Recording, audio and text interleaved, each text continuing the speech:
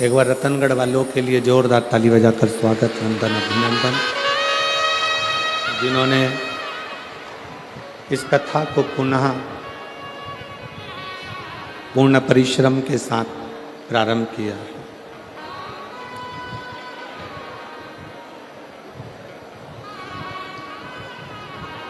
और देखिए,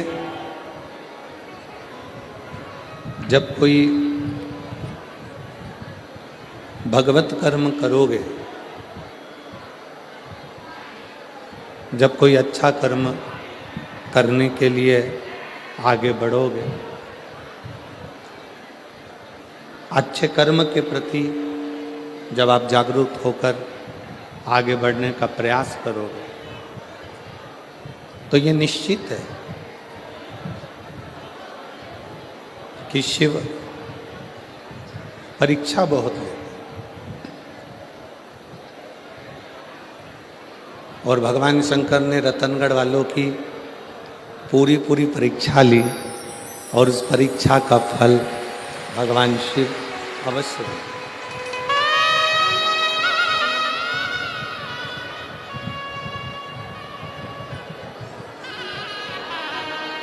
एक विचार करने वाला विषय, इतना तेज हवा आंधी होने के बाद भी आपका जो विश्वास है, रतनगढ़ वालों का जो भरोसा है, ये सिद्ध कर दिया कि ये भूमि रतनगढ़ की कोई साधारण भूमि नहीं है। ये भूमि संतों की, साधुओं की, तपस्वियों की, साधकों की, उपासकों की भूमि है। और शंभु शरणे पड़ी मांगू घड़ी रे तेरी दुख काटो, दया करी न दर्शन आपो।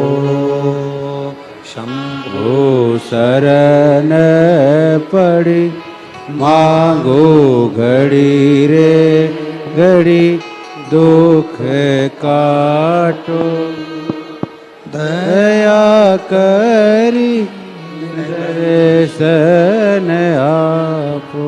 इस पवित्र भूमि पर शिव तत्व को जाने आप।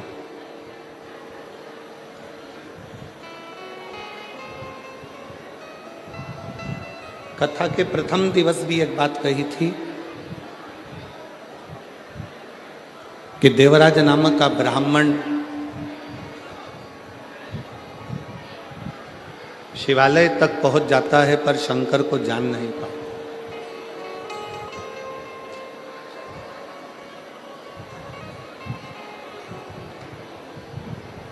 जैसे कोई संत, कोई साधु, कोई सन्यासी, कोई तपस्वी, कोई साधक, कोई उपासक अपने नज़दीक में रहते हैं और आप और हम उन संत को पहचान नहीं पाते।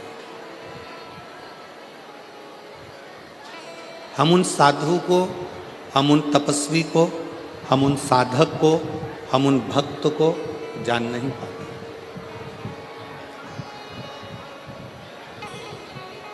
जब वो संत, जब वो साधु, जब वो सन्यासी, तपस्वी चले जाता है, तब हमारे स्मरण में आता है कि हमने उस हीरे को पहचाना नहीं, हमने उसको जाना नहीं।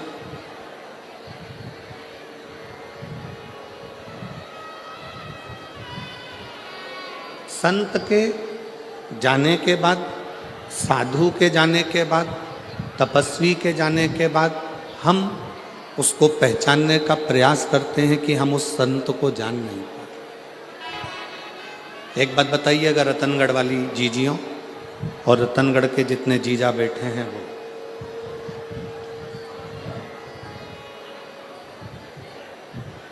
दीपक जल रहा है दीप जल रहा है, उसको घी की जरूरत है। अब जलते हुए दीपक को घी की जरूरत पड़ती है।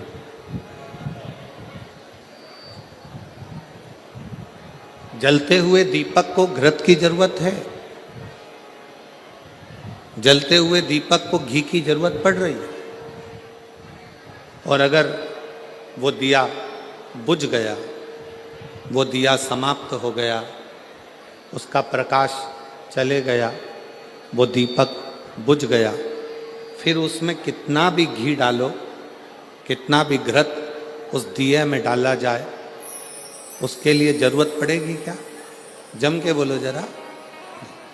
अगर दीपक जल रहा है, दीप जल रहा है, दीपक प्रकाशित है, तो उसमें घी की जरूरत पड़ती है और घी उसमें डाला जाता है।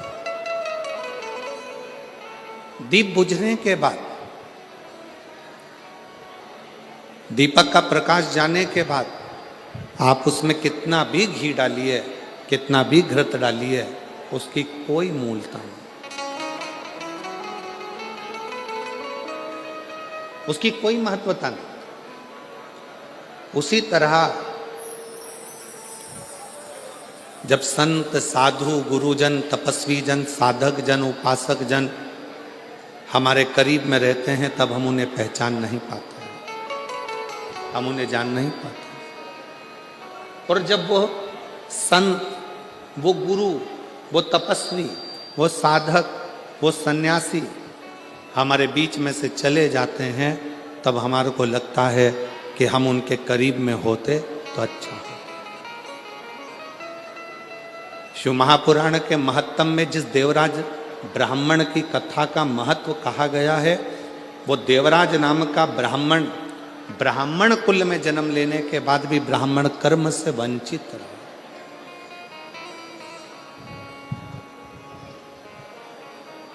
अपने कुल में, अच्छे कुल में जन्म लेने के बाद भी वो ब्राह्मण कर्म से वंचित रहे।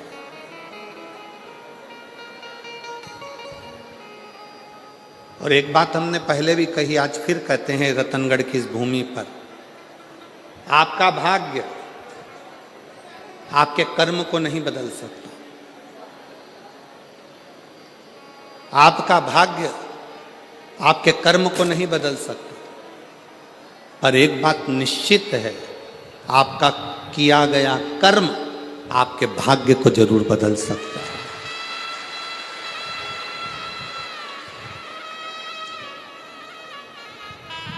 भाग्य कर्म नहीं बदलेगा।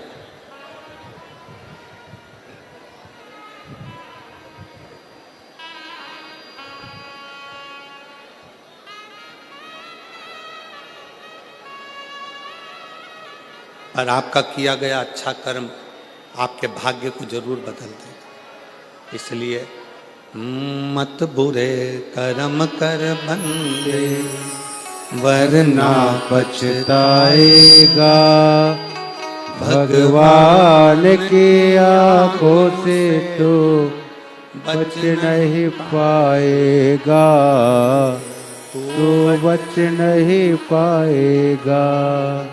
अरे ओ अज्ञानी मत करना दानी, अरे ओ अज्ञानी मत करना दानी।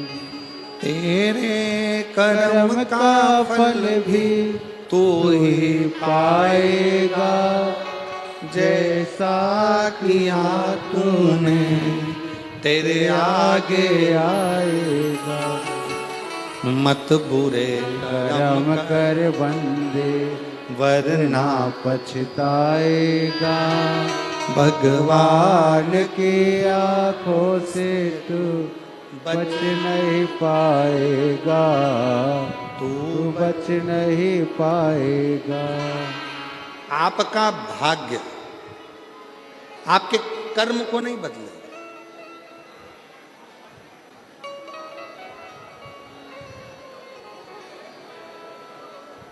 पर आपका कर्म आपके भाग्य को बदल कर रख देगा। श्रेष्ठ कर्म करो।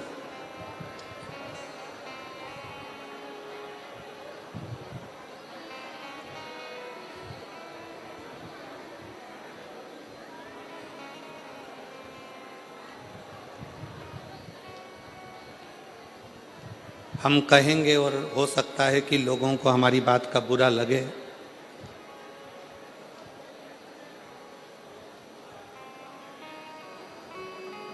पूर्व में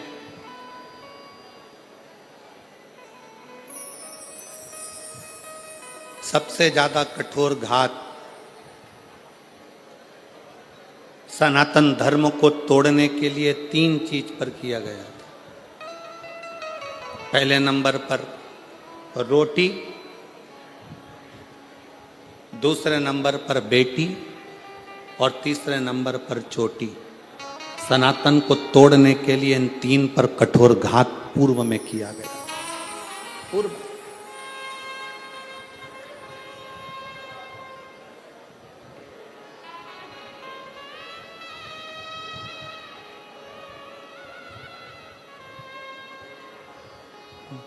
बड़ा विचित्र कठोर घात किया था। इसलिए सनातन धर्म की मजबूती के लिए बेटी, रोटी और चोटी, इन 3 को बचाने का प्रयास करो तो सनातन धर्म अपने आप मजबूत होते चले जाए। और मेरा बेटियों से निवेदन है, जितनी मेरी बेटियां बैठी हैं, जितनी मेरी रतनगढ़ की मेरी बेटियां जितनी विराजमान हैं, उन बेटियों से निवेदन करूंगा, तुम्हारे माता पिता ने तुम्हें परवरिश करने में कोई कमी नहीं रखी है। तुम्हारे माता पिता ने, और जितने आस्था चैनल पर सुन रहे हैं, जितने फेसबुक यूट्यूब पर कथा श्रवण कर रहे हैं, उनसे भी कहूंगा, मेरी बेटियों, तुम्हारे माता पिता ने तुम्हारी परवरिश करने में, तुम्हारी पढ़ाई कराने में, तुम्हें बड़ा करने में, तुम्हें वस्त्र पहनाने में कोई कमी नहीं रखी। अच्छे कॉलेज में भेजने में कोई कमी नहीं रखी। तुम्हें छोटे से गांव से उठाकर जयपुर तक, जोधपुर तक पढ़ने के लिए भेजा। पर मेरी बेटियों से निवेदन है, अपने माता पिता का सिर मत झुकने देना, उनके संस्कारों का स्मरण करते।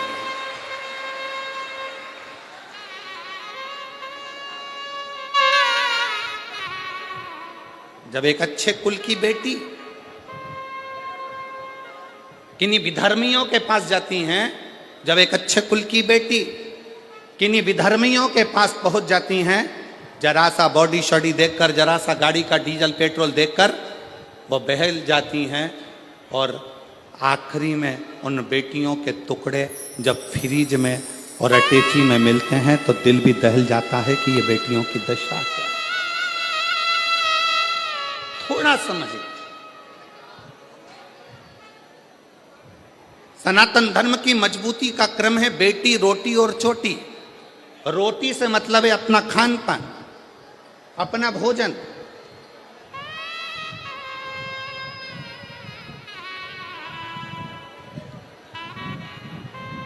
आज हम किस तरह का भोजन ग्रहण कर रहे हैं ये सब जानते हैं।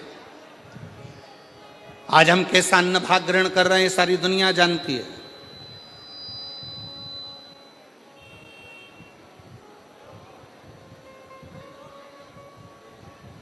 तीनों बच नहीं पाए। मेरे देव अधिदेव महादेव ने, मेरे शंकर भगवान ने, मेरे उघड़ दानी ने, मेरे शंभू ने, मेरे शिव ने, जब अमरनाथ जी की गुफा में माता पार्वती जी को लेकर मेरे शंकर भगवान अमरनाथ की गुफा में अमर कथा कहने के लिए बैठे,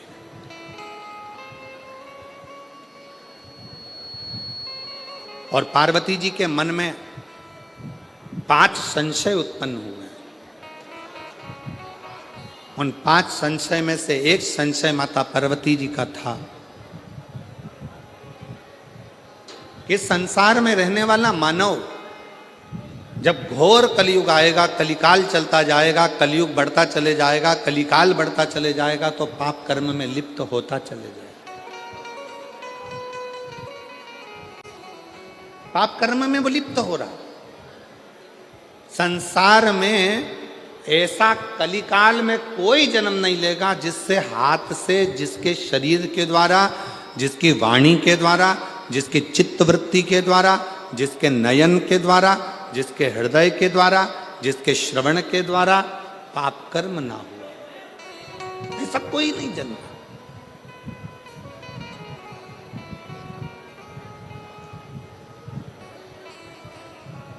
सब पाप में लिप्त मिले। पार्वती जी ने कहा भगवान शिव से, भगवान ओघड़दानी से, भगवान शंकर से, बाबा मेरे मन के 5 संशय हैं। इन 5 संशय में से पहला संशय है कली काल में जन्मे मनुष्य की व्यथा किस चीज से मिटेगी।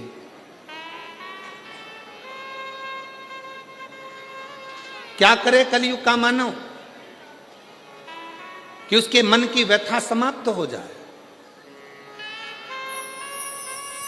अभी कथा में कहा था, शाहदा में जब कथा कह रहे थे महाराष्ट्र में, तो आपको कहा था भगवान राम जी के जीवन में इतना दुख आया, इतना दुख आया।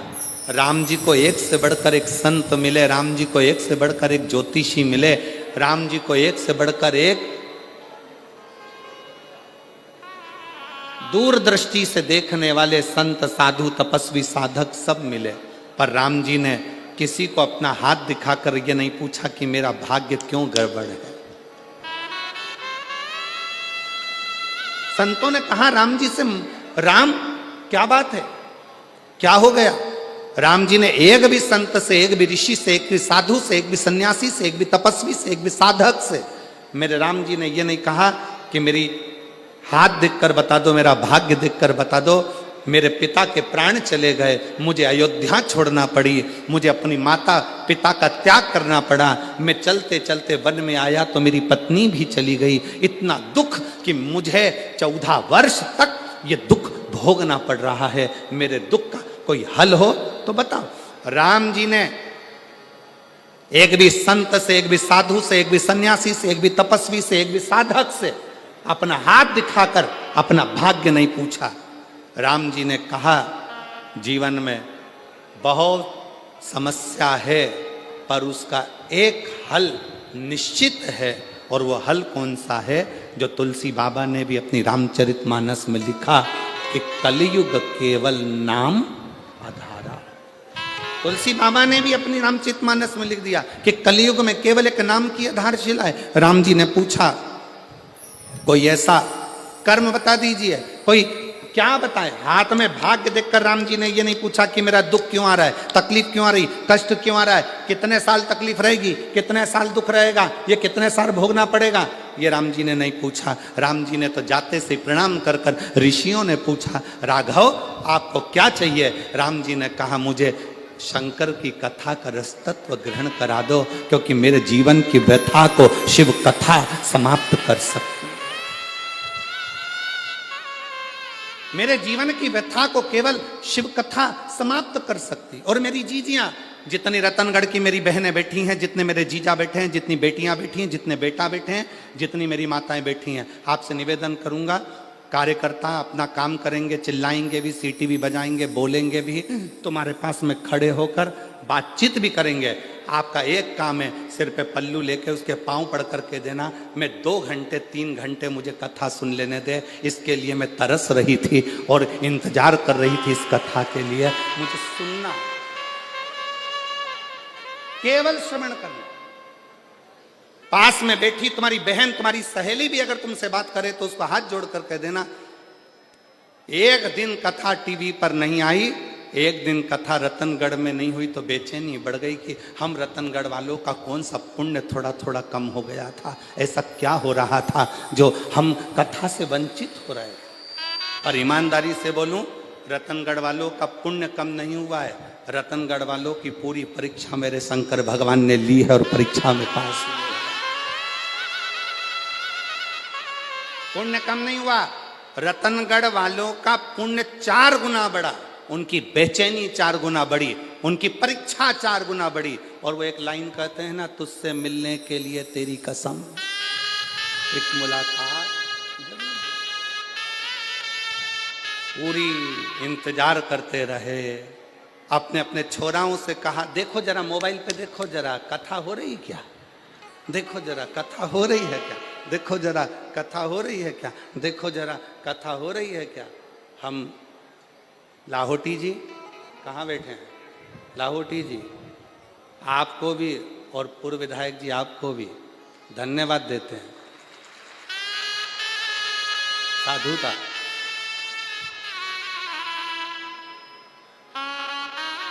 लाहौटी जी, अगर कोई दूसरा जजमान होता ना तो हार गया होता।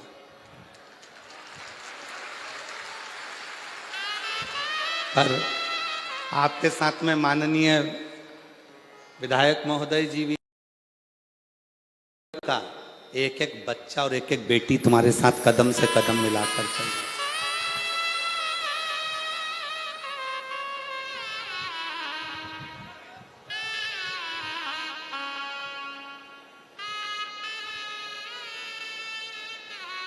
और मेरे भोले तेरा सहारा है, मेरे भोले तेरा सहारा है, मेरी नैया का तू किनारा है, मेरी नैया का तू किनारा है।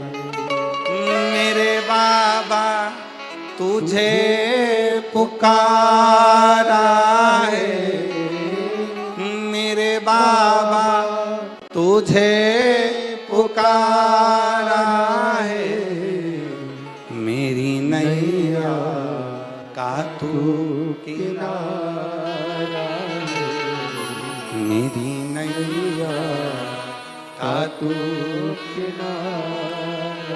राम जी ने कहा कि मुझे शिव की कथा सुना दो तो मेरी व्यथा समाप्त हो जाएगी। बस यही कथा शिव पुराण की कथी है। आपको जो 5 दिन मिले हैं, इस कथा को इतने प्रेम से सुनना कि तुम्हारे जीवन का सारा दुख, सारी व्यथा समाप्त हो जाए और शिव तुम्हारी झोली में खुशियां भर जाए। बोल बम का नारा है। इतना धीरा बोलेगे तो कल्याण तुम्हारा। बोल बम का नारा है। श्री शिवाय। शिव तत्व को जान, कथा व्यथा को मिटाती। एक पत्र है, देखिए, हम ज्यादा पढ़ नहीं पाए पत्रों को।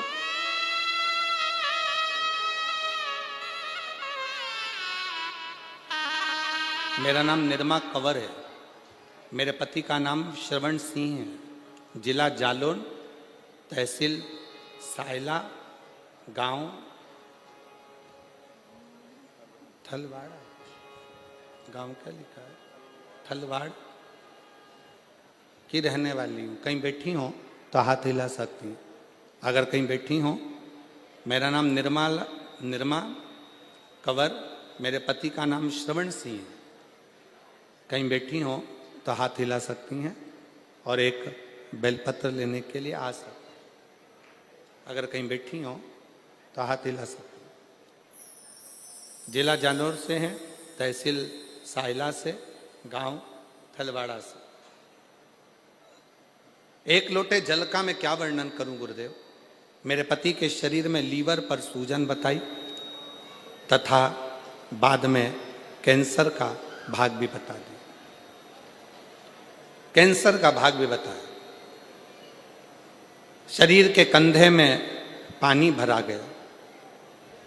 हमने जगह जगह जांचें कराई, चेकअप कराया।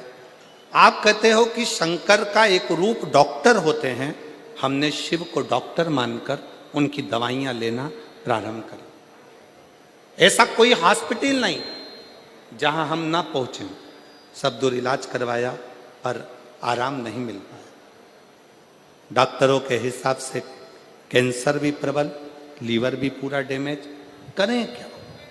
तब हमारे एक रिश्तेदार ने हमसे कहा, टीवी पर कथा आती आस्था चैनल पर, वो महाराज एक लोटा जल शंकर को चढ़ाने का बोलता है। तुम भी शिव जी के मंदिर में जाना प्रारंभ करो, एक लोटा जल शिव जी को चढ़ाना प्रारंभ करो, उस जल को लाकर पति को पिलाना प्रारंभ करो, एक बेलपत्र खिलाना प्रारंभ करो। हम बाबा का क्या गुणगान करें। पशुपतिनाथ का व्रत करना प्रारंभ करा और शिवलिंग पर जल चढ़ाकर पति को देना प्रारंभ करा। डॉक्टरों ने तो हाथ ऊंचे कर दिए थे। आज बाबा की कृपा से जब हमने 1 महीने तक जल पिलाया, बेलपत्र खिलाई, शिव जी के मंदिर में झाड़ू लगाई, पोछा लगाया, उसके बाद पुनः दूसरी जांच कराई तो सारी की सारी रिपोर्ट नॉर्मल आ गई और मेरा पति पूर्ण तरह से स्वस्थ हो गया। अगर कहीं बैठे हों, मेरा नाम निर्मा कंवर है, मेरे पति का नाम श्रवण सिंह है। अगर कहीं बैठे हों तो एक बेलपत्र लेने के लिए आ सकते हैं। जिला जालोर, तहसील साइला, गांव खलवाड़ा की रहने वाली। एक लाइन लिखी है एलईडी पर, आप लोग एलईडी पे चल रही है, एलईडी पर पढ़ सकते हैं और आस्था चैनल पर ही पढ़ सकते हैं। अगर हम पूर्ण विश्वास के साथ बाबा को बुलाते हैं तो बाबा आता जरूर है और दुख मिटाता जरूर। एक विश्वास, एक भरोसा।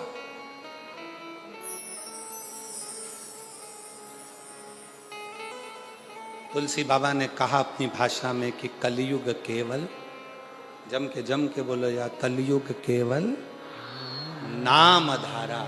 कलिकाल में नाम की महत्वता को बढ़ाओ, जपो, भजो, किसी आडंबर में ना पड़ते हुए, किसी दिखावे में ना पड़ते हुए।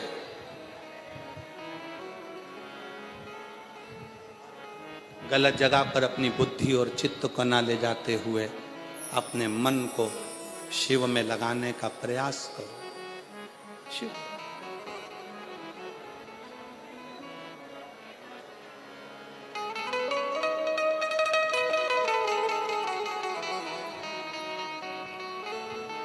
उसको भजो। आप कथा सुनने के लिए बैठे हो, लाखों की संख्या में आप लोग आए हो, कथा श्रवण करने के लिए बैठे हो। आस्था चैनल पर भी कथा श्रवण कर रहे हो, मोबाइल पर भी कथा सुन रहे हो, पंडाल में बैठकर भी कथा सुन रहे हो। जब अपने घर से आप कथा के पंडाल के लिए चलना, तब ये विचार कर कर चलना कि बाबा मेरे दुख को तुझे काटना है, मैं तेरे आश्रित होकर, तेरी शरणागति लेकर, तेरा भजन करने के लिए, तुझे पुकारने के लिए आ रही हूं। मेरी सामर्थ्यता नहीं, क्योंकि मेरा दुख प्रबल, दुख प्रबल।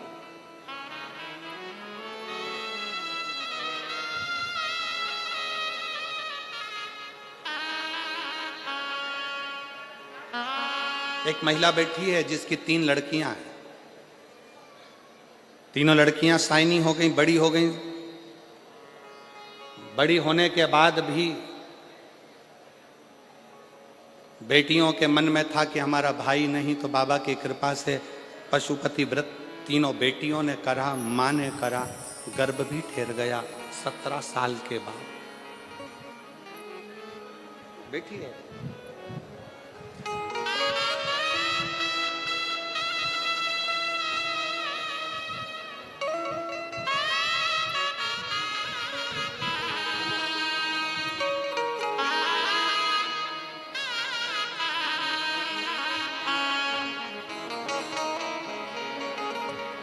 सबसे पहले मैं लाहौटी परिवार का धन्यवाद देना चाहती हूँ, जिन्होंने रतनगढ़ में शिव महापुराण की कथा को करवाकर हम सभी को शिव जी से मिलन करवाया। मेरा नाम नर्मदा स्वामी, पति का नाम तपेश्वर स्वामी है। मैं गांव सातड़ा, जिला चुरू की निवासी हूँ। मेरी शादी 2008 में हुई थी। कहीं बैठी हों तो आप आ सकती हैं, एक बेलपत्र लेने के लिए आ सकती हैं, और अगर बच्चा साथ में आया हो तो उसको भी ला सकती हैं। आपकी हैं, आ जाइए, आ जाओ। मेरा नाम नर्मदा स्वामी, पति का नाम तपेश्वर स्वामी, चुरू जिला, गांव सातड़ा से। बेटियां हैं 3, सबने मिलकर पशुपतिनाथ का व्रत एक पुत्र की कामना से किया, पर गर्भ में, बच्चे की दानी में छोटी छोटी बहुत सारी गठानें थी, जिन गठानों के कारण बस संतान का सुख नहीं मिल सकता था। डॉक्टर ने कह दिया गर्भ अगर ठहरेगा तो ये गठानों के कारण तुम्हारा बच्चा पूर्ण नहीं होगा, इसको गिरा दीजिए। अब इतने साल के बाद बच्चा ठहरा है, फिर कैसे गिरा दे? गठान भी गर्भाशय में ढेर सारी। डॉक्टर ने कहा पहले इसका ऑपरेशन कराओ, फिर बच्चे को जन्म। तब आपकी कथा चैनल पर घुमाते घुमाते श्रवण करना प्रारंभ करी, और कथा सुनते सुनते बाबा से विनय करा, निवेदन करा कि गर्भ में जितनी गठानें हैं गर्भाशय में वो सब गल जाए। बाबा की कृपा से जल चढ़ाना, शिव जी के मंदिर जाना, श्री शिवाय नमस्तुभ्यम जपना, पंचाक्षर मंत्र नमः शिवाय जपना, षडाक्षर मंत्र ओम नमः शिवाय का जाप करना निरंतर चालू रखा, और बाबा की कृपा से मेरा गर्भ ठहर गया, और गर्भ में जितनी गठानें थी वो सारी गल गईं, और बाबा की कृपा से 17 साल के बाद 30 अगस्त 2024 को मेरे घर में पुत्र रत्न की प्राप्ति हुई। मैं बाबा को यहां प्रणाम करूं। एक विश्वास, एक भरोसा,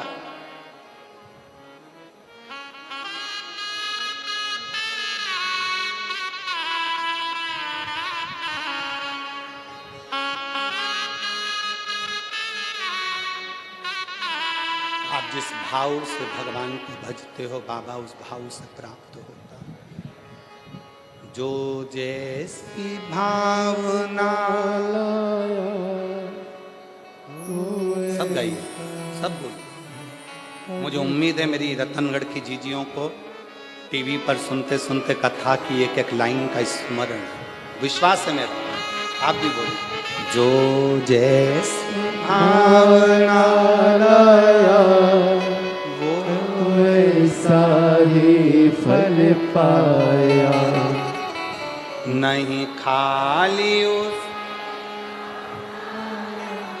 जो मन है सारा, और कर दिया माला माल काशी वाले लुटा दिया भंडार काशी वाले, कर दिया माला माल काशी वाले, लुटा दिया भंडार काशी वाले। अपने भाग्य से कर्म नहीं बदल सकता, पर अपने कर्म से भाग्य जरूर बदल सकता। एक मेहनत, एक लगन, एक परिश्रम,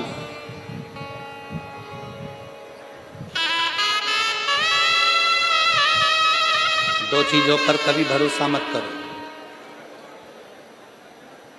दो चीजों पर कभी भरोसा मत करो। पहले नंबर का घर में लगा हुआ पानी के टंकी का नल, और दूसरे नंबर पर कल। क्या क्या? जम के बोलो। नल और कल। टंकी में कब पानी खत्म हो जाए और नल कब बंद हो जाए, साबुन लगा कि लगा रह जाए, भरोसा ही नहीं। और दूसरे नंबर पर है कल। कैसा आएगा, क्या होगा, किसको मालूम, किसको मालूम। शिव पुराण कर रही है, जब तक नल में पानी आ रहा है तब तक मुंह भी धो लो, जब तक नल चालू है तब तक पानी भी पी लो, और जो आज चल रहा है इसमें अलमस्त होकर जी लो। कल का कोई भरोसा नहीं। क्या भरोसा, क्या भरोसा।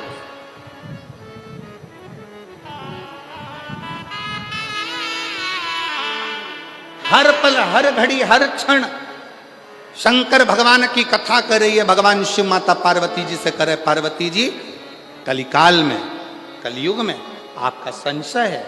5 संशय में से पहला संशय तुम्हारा कि इस कलिकाल से हमें, इस कलयुग में हमारे संशयों की, हमारी समस्याओं की मुक्ति कैसे हो।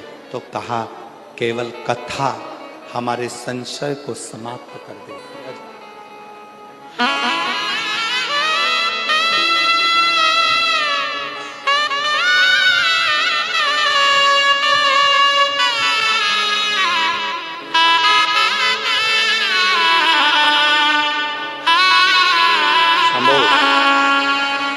शंभू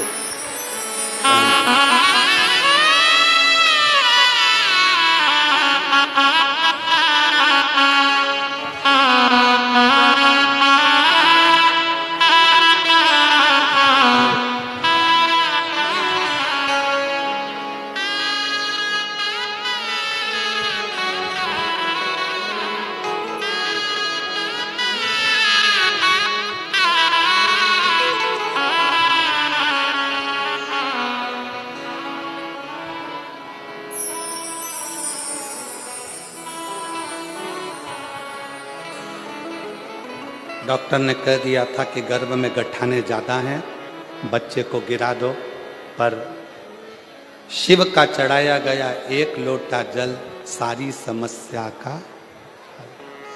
शंकर की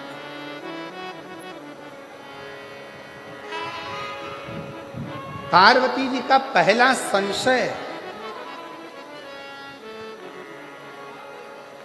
मां जगत जननी जगदम्बा अंबा पार्वती जी का संशय।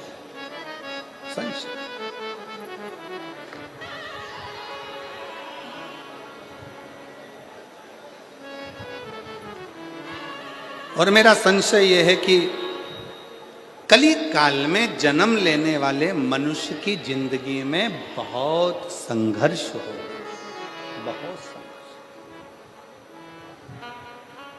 कलिकाल में जन्म लेने वाले मानव की जिंदगी में बहुत तकलीफ है, बहुत कष्ट हो। वो कैसे मिले, वो कैसे समाप्त हो।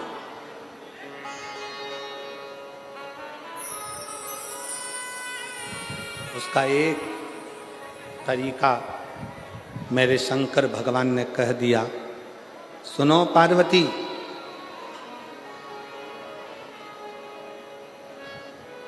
कलिकाल में जन्म लेने वाला मानव जब पूर्ण समर्पण के साथ मुझे भजेगा, पूर्ण समर्पण के साथ,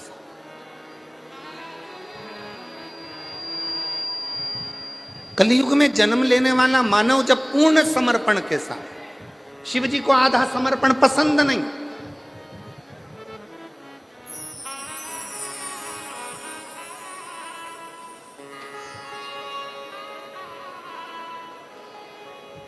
किसी भी देवता को आधा चावल का दाना चढ़ेगा स्वीकार कर लेंगे, आधी वस्तु चढ़ेगी स्वीकार कर लेंगे, पर केवल एक देव अधिदेव महादेव ऐसे हैं जिन्हें बहुत सारा नहीं चाहिए। चावल का अगर एक दाना भी तुम चढ़ा रहे हो तो वो पूर्ण चाहिए, पूर्ण, उसमें अधूरा नहीं चाहिए। इसलिए पशुपतिनाथ का जो व्रत होता है, अगर माताएं पशुपतिनाथ का व्रत करती हैं तो पशुपतिनाथ के व्रत का एक नियम बड़ा प्रबल है कि आपने पशुपतिनाथ के व्रत के लिए जो प्रसाद बनाया है, खीर बनाई या सीरा बनाया, हलवा बनाया, या आपने मीठा भात बनाया, या आपने चूरमा बनाया, या आपने लड्डू बनाया, या जो भी सामग्री आपने प्रसाद में बनाई है, वो प्रसाद में जितनी सामग्री कढ़ैया में बनाई है वो कढ़ाई की पूरी सामग्री मंदिर जाती है। उसमें से ऐसा नहीं कि मैं आधी सामग्री मंदिर ले जाऊं, उसके 3 हिस्से कर दूंगी, भगवान को भोग लगा दूंगी और आधी सामग्री बच्चों के लिए छोड़कर चली जाऊं ना, भगवान उसको स्वीकार नहीं करते। शिव को पूर्ण चाहिए। आधा समर्पण मेरे शंकर को प्रियता नहीं है, पूर्ण समर्पण।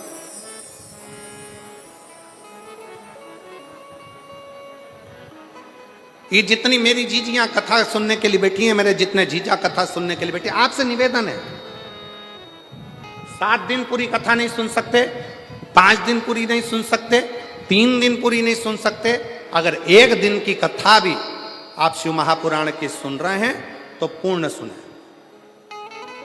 कथा व्यास के आने से पहले, कथावाचक के आने से पहले कथा के पंडाल में बैठें, और कथा पूर्ण विराम होने के बाद जब आरती हो, कर्पूर गौरम हो, तब बाबा को प्रणाम कर कर, जमीन को, उस रज को नमन कर कर, जिस रज पर बैठकर आप इतने भाव से भगवान की कथा का रस तत्व ग्रहण कर रहे हैं, उस भूमि को नमन कर कर, अपने हृदय से लगाकर, शिव से प्रार्थना कर कर, फिर अपने अपने गंतव्य की ओर जाएं, पूर्णता में शिव, अधूरी नहीं,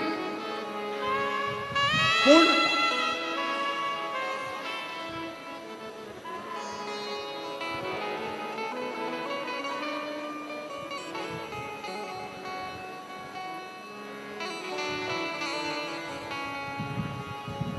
और जब हम पूर्णता में कथा का रस तत्व ग्रहण करेंगे तो शिव पूर्णता में देगा।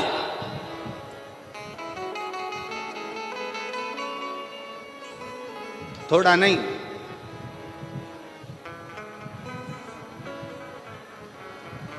देवता देते हैं पल्ला झाड़ कर, और महादेव देते हैं छप्पर फाड़ कर, थोड़ा नहीं देता। मेरा ओ घड़दानी, मेरा शंकर, मेरा त्रिकालदर्शी, मेरा कैलाशी, मेरा अविनाशी, मेरा शिव, मेरा त्रिपुंड धारी, त्रिशूलधारी, त्रिनेत्रधारी, त्रिलोकी का नाथ, मेरा शंभु जब भी देता है थोड़ा बहुत नहीं देता, बहुत बहुत।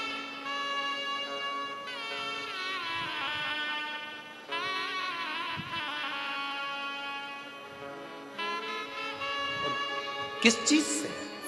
शंकर भगवान को ना तुम्हारा पीतांबर चाहिए, शंकर भगवान को ना तुम्हारा रतन चाहिए, शंकर भगवान को ना तुम्हारा माणिक चाहिए, शंकर भगवान को ना तुम्हारी मोती चाहिए, शिव जी को ना तुम्हारा आभूषण, ना रतन, ना माणिक, ना मोती। शिव जी को तो केवल एक भाव, तुम्हारे भीतर का निर्मल मन सोमोही, तुम्हारे भीतर का शुद्ध भाव, शुद्ध।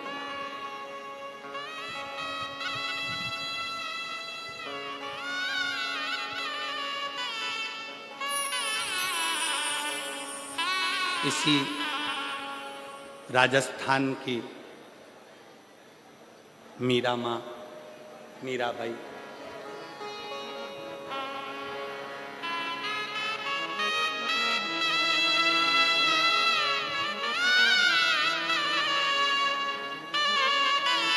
पूरे जगत के लोगों ने, पूरे गांव के लोगों ने, पूरे नगर के लोगों ने मीरा को बावरी कहा, मीरा भाई रे भाई। पर समझाए कौन? ज्यादा धन मिलता है तो लोग पागल होते हैं, बहुत ज्यादा प्रेम होता है तो लोग पागल होते हैं, और जिसको स्वयं गिरधर गोपाल मिल गया हो तो वो पागल नहीं हो सकता क्या? जरा विचार करिए।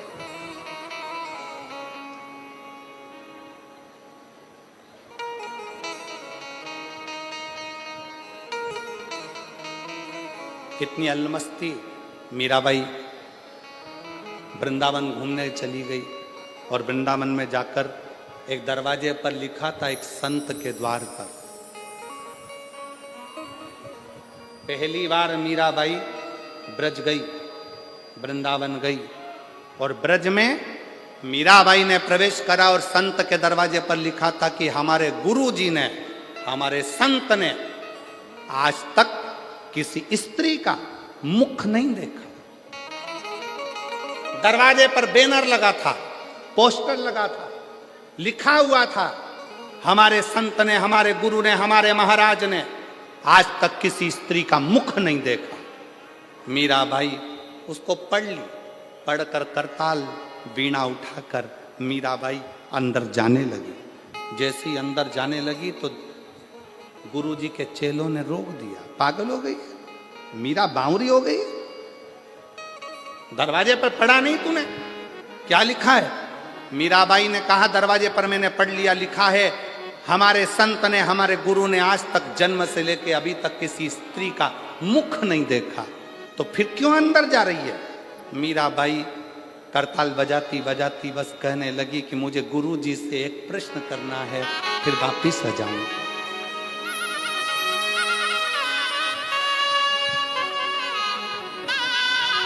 केवल एक प्रश्न।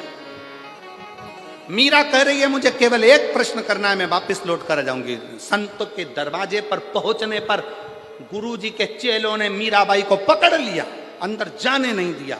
मीराबाई छुड़ाई हाथ, करताल बजाती बजाती मीराबाई संत के दरवाजे पर अंदर प्रवेश कर गई और संत के सामने जाकर मीरा गिरधर को याद कर कर, स्मरण कर कर पुकारने लगी। जैसे ही पुकारा वैसे ही संत के नेत्र खुल गए। संत के नेत्र खुले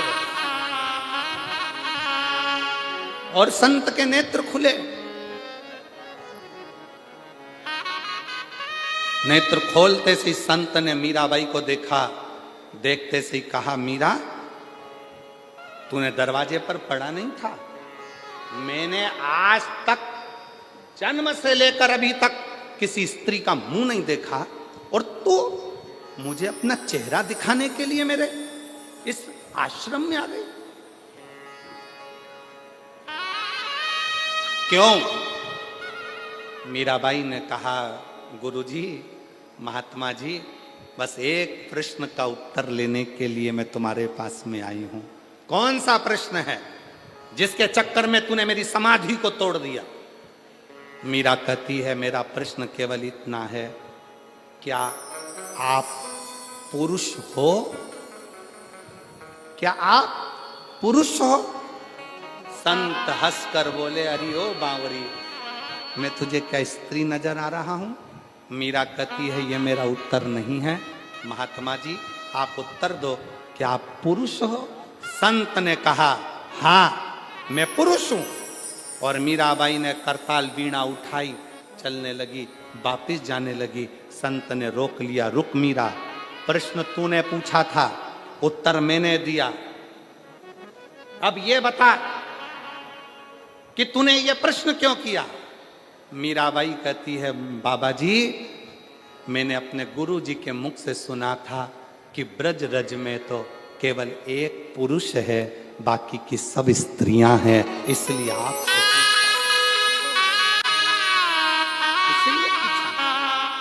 ब्रज की भूमि में केवल एक पुरुष है और वो कृष्ण है, बाकी की सब गोपियां हैं, और आप कहते हो कि मैं पुरुष हूं। अगर आप पुरुष हैं तो फिर कृष्ण आपको कभी नहीं मिल सकता, क्योंकि कृष्ण तो गोपी का जब भाव हृदय में आता है तब कृष्ण मिलते हैं, तब कृष्ण।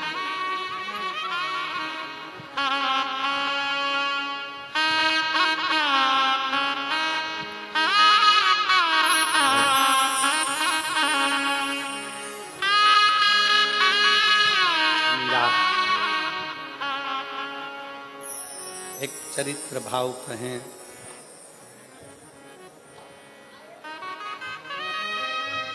पंद्रह वर्ष मीराबाई ब्रज में रही।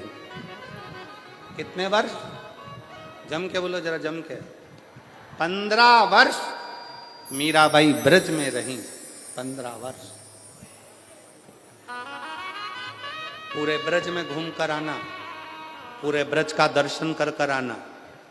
और निधि वन के पास में मीराबाई की हवेली है, एक बार पूरा ब्रज घूम लेना। और एक बार निधि वन के पास में दरवाजे पर लिखा है मीराबाई की हवेली। 15 साल मीराबाई उस हवेली में रहकर कृष्ण को पुकारती थी। मीरा की आंख से आंसू बहते थे और कृष्ण पास में बैठकर आंसुओं को पोंछते थे। वो भारत की भूमि पर केवल एक ही स्थान है, वो मीरा की हवेली है। और मेरा विश्वास कहता है रतनगढ़ के लोग वहां होकर आए होंगे, मेरा भरोसा कर। कौन कौन गए हो वहां? ब्रज में मीराबाई की हवेली में कभी पांव रख कर देखना, ब्रज में निधिवन के नजदीक में कभी मीराबाई की हवेली में जाकर देखना। मीराबाई की हवेली में जब आप जाओगे, सीढ़ी चढ़कर जब आप उसकी हवेली में, मीराबाई की हवेली में जब पहुंचोगे, आपको ऐसा लगेगा कि पास में से कोई गिरधर, कोई कृष्ण, कोई पुकारता हुआ आ रहा है और हमसे मिलकर जा रहा है। मिलकर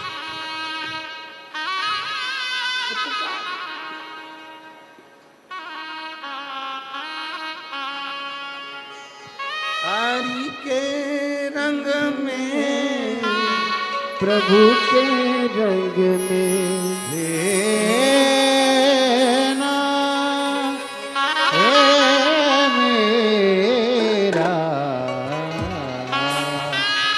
हरि के रंग में, प्रभु के रंग में, हो मेरा, हो मेरा, हो मेरा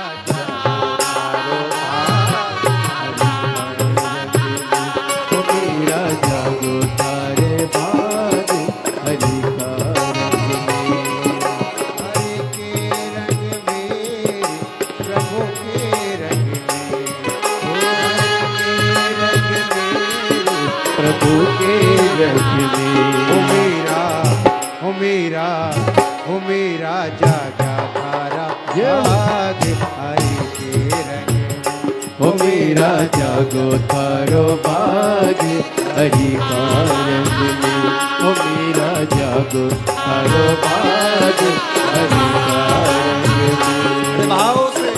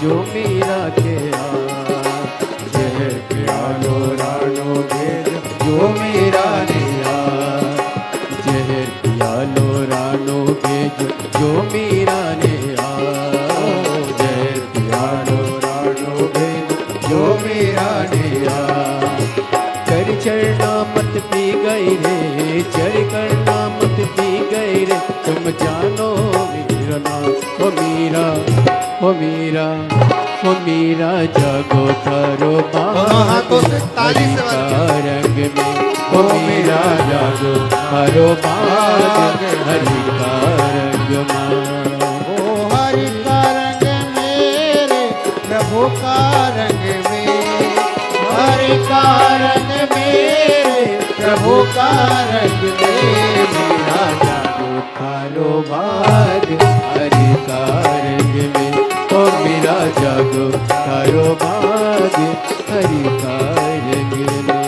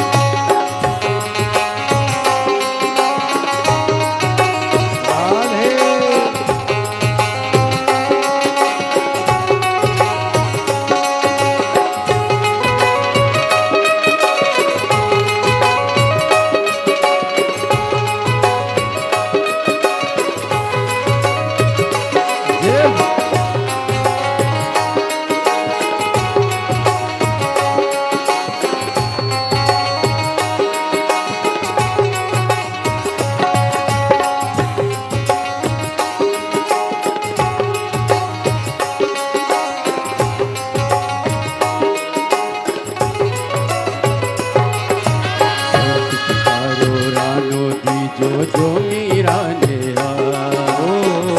पिटारो रानो भेजो जो मीरा ने खोल पिटारो देखने लागी खोल पिटारो देखने लागी बन गए नौलख हार ओ मीरा ओ मीरा ओ मीरा जागो तारो बाग हरि का रंग में ओ मीरा जागो तारो बाग हरि का रंग में हरि का रंग मेरे प्रभु का रंग में ओ हरि का रंग में प्रभु का रंग में ओ मेरा ओ मेरा जय तारो बाग हरि का रंग में ओ मीरा जागो तारो बाग हरि का रंग में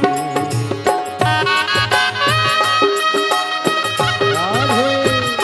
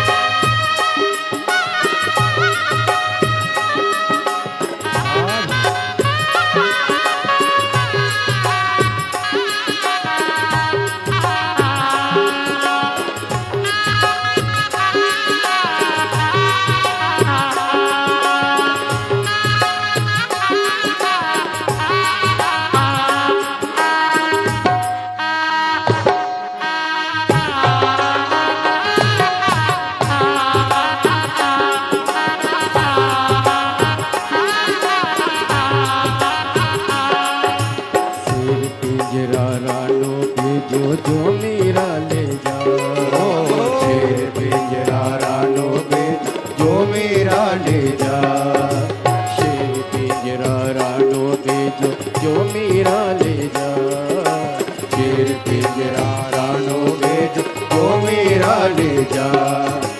खोल पिंजरा देखन लागी, खोल पिंजरा देखन लागी, बन गई डोली गाय। ओ मीरा, ओ मीरा, ओ मीरा जागो तारो भाग हरि का रंग में, ओ मीरा जागो तारो भाग हरि का रंग में, ओ मीरा जागो तारो भाग हरि का रंग में, ओ मीरा जागो तारो भाग हरि का रंग में, ओ मीरा जागो तारो भाग हरि का रंग में, ओ मीरा जागो तारो भाग हरि का रंग में, ओ मीरा जागो तारो भाग हरि का रंग में, ओ मीरा जागो तारो भाग हरि का रंग में।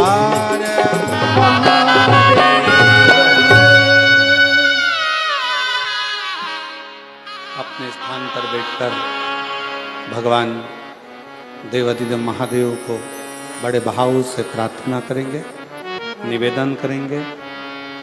जिस प्रार्थना को करने के लिए शिव भक्त शिव जी की कथा में, शिव पुराण में पहुंचते हैं, वही प्रार्थना आप और हम बड़े प्रेम से सब लोग मिलकर बड़े आनंद के साथ करेंगे। हृदय से बाबा को विनय करें, निवेदन करें। जिसको आता है वो साथ में बोलेंगे।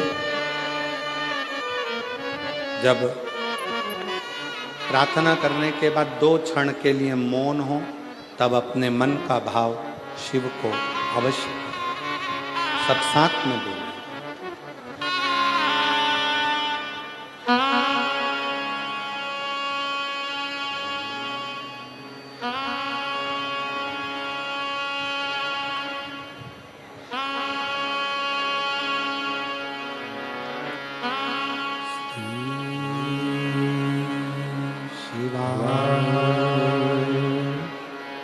नमस्तु श्री शिवाय नमस्तु श्री शिवाय नमस्तु श्री शिवाय नमस्तु श्री शिवाय नमस्तु भोला सब दुख काटो ओ भोला सब दुख काटो शिव शंकर जपो तेरी माला भोले बाबा जपो तेरी माला भोला सब दुख काटो ओ भोला सब दुख काटो वेश है मंगल मंगलकारी वेश है मंगल मंगलकारी शमशान वासी हमारा शमशान वासी हमारा ओ भोला सब दुख काटो हमारा ओ भोला सब दुख काटो हमारा।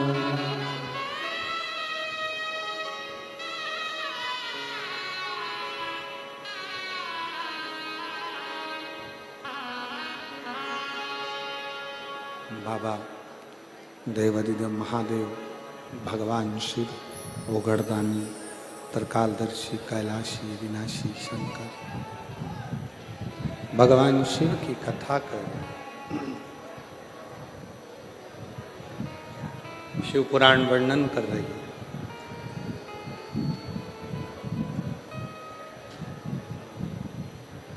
कली काल के एक स्वरूप का वर्णन मां पार्वती जी ने शिव जी से किया।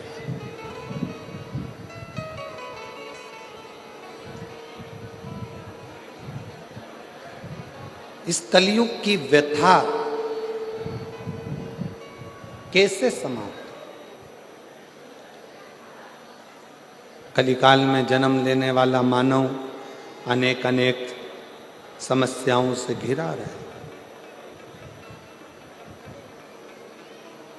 शिव कहते हैं पार्वती, जब वो कथा में डूबेगा, कथा को अपने भीतर उतारेगा, तब वो सब समस्याओं से दूर हटता चलेगा। दूर।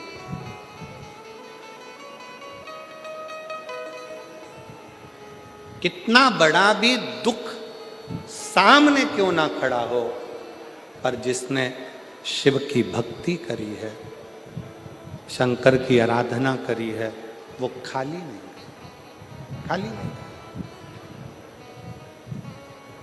और तेरे दरबार की बाबा निराली शान देखी है, तेरे दरबार की बाबा निराली शान देखी है। तुझे देते नहीं देखा, पर झोली भरी देखी है। तुझे देते नहीं देखा, पर झोली भरी देखी है। मुख दुनिया मोड़े बाबा, तू मुखड़ा मुख दुनिया मोड़ेगी बाबा, तू मुखड़ा। शिव कह रहे हैं, शिव पथ से जो भटक गया, फिर वो अग्रण्य नहीं होता। शिव पथ से भटकना नहीं है।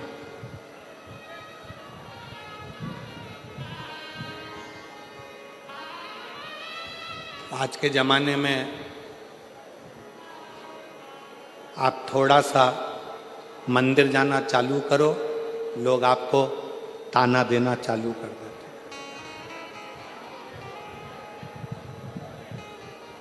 ये चली सती सावित्री, ताना देते।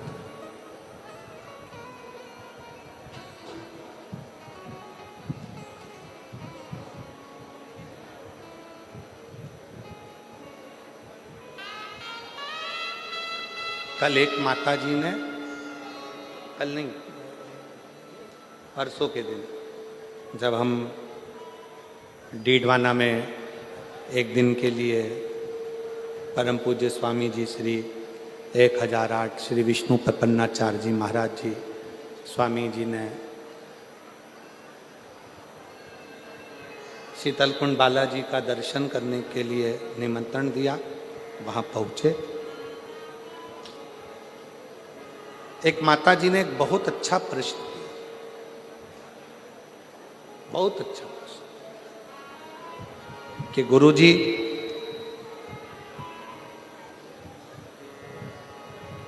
मेरे पति को गए हुए 6 साल हो गए, क्या मैं शिव जी के मंदिर में जाकर शंकर को जल चढ़ाऊं तो कोई बुरी बात है, कोई गलत है?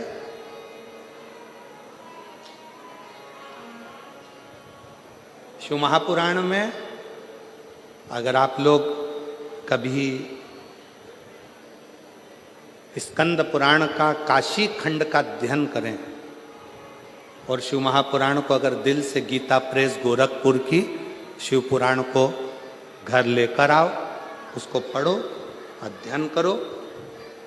आप सब तो भाई श्री की भूमि से हो।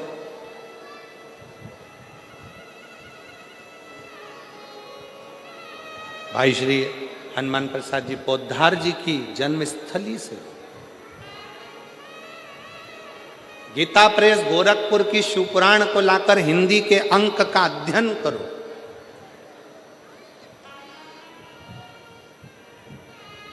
स्कंद पुराण का काशी खंड का अध्ययन करो, देवी भागवत का अध्ययन करो, लिंग पुराण का अध्ययन करो।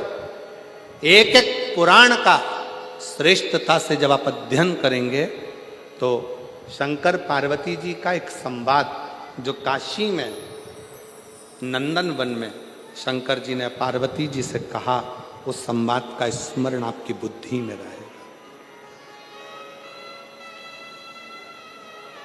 बुद्धि में रहेगा कि एक स्त्री, एक नारी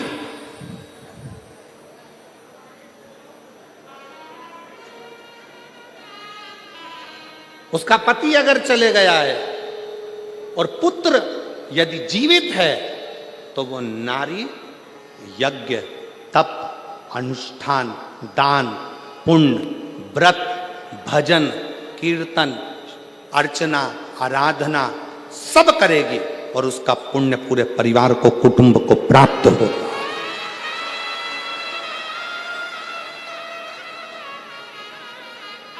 कौन कहता है कि पति चले गया तो मंदिर मत जाना, पूजन मत करना, अर्चना मत करना, आराधना मत करना, शिव स्तुति मत करना, व्रत मत करना, भगवान का भजन मत करना, कीर्तन मत करना? कौन कहता?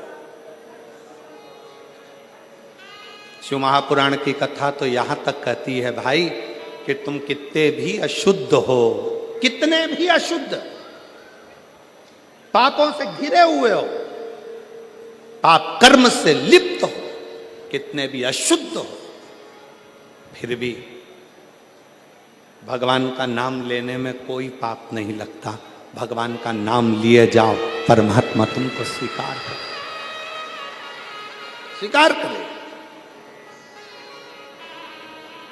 क्यों गुरुजी? हम क्या पशुपति व्रत कर सकते हैं? क्यों नहीं कर सकते? हम क्या सोमवार का व्रत कर सकते हैं? क्यों नहीं कर सकते? हम क्या शिव की आराधना कर सकते हैं? क्यों नहीं कर सकते? क्यों नहीं कर सकते?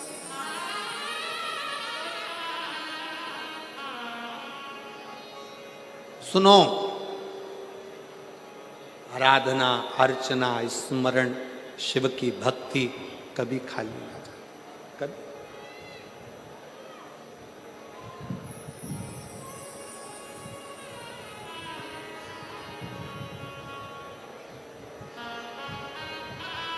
महाराज, हंसने वाले और डसने वाले ये दोनों बहुत मिलेंगे। जम के बोलो, कौन कौन? आवाज नहीं आई है, जरा दमदारी से बोलो। हंसने वाले और डसने वाले ये बहुत मिलेंगे। आप शंकर जी के मंदिर में जाना चालू करोगे, शिव जी का भजन करना प्रारंभ करोगे, शिव भक्ति करना प्रारंभ करोगे, आप भजन कीर्तन में ज़्यादा डूबने लगोगे तो हंसने वाले बहुत मिलेंगे। हंसेंगे, ताना कसेंगे, अपशब्द बोलेंगे, गालियां देंगे, आड़ा टेढ़ा बोलेंगे। और जब ये हंसते हंसते तुम्हारे पर ताना कसते कसते थक जाएंगे और तुम शिव जी की कृपा से भोलेनाथ तुम्हारा हाथ पकड़कर तुम्हें उन्नति की सीढ़ी पर चढ़ा देंगे तो ये डसना प्रारंभ कर दो।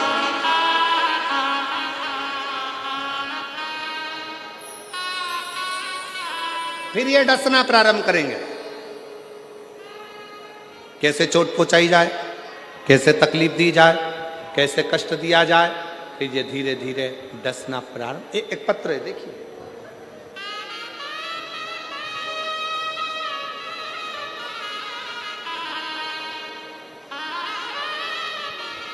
मैं मुन्नी देवी प्रजापत, पति का नाम राजकुमार प्रजापत, मेरा मोबाइल नंबर ये है। मैं राजस्थान के रतनगढ़ की निवासी हूँ। रतनगढ़ में ही कथा चल रही है और मैं यहीं रहती हूँ। कहीं बैठी हो तो हाथ हिला सकती हूँ। अगर कहीं बैठी हो, मैं मुन्नी देवी प्रजापत, पति का नाम राजकुमार प्रजापत, मोबाइल नंबर ये है। कहीं बैठी हो तो हाथ हिला सकती हैं। आ रही हैं? आ जाइए, आ जाइए, आ जाइए। मैं यहीं राजस्थान के रतनगढ़ की निवासी हूँ। एक लोटे जल का मैं क्या गुणगान करूं गुरुदेव। पत्र को आप लोग एलईडी पर पढ़ सकते हैं, आस्था चैनल पर पढ़ सकते हैं। एक लोटे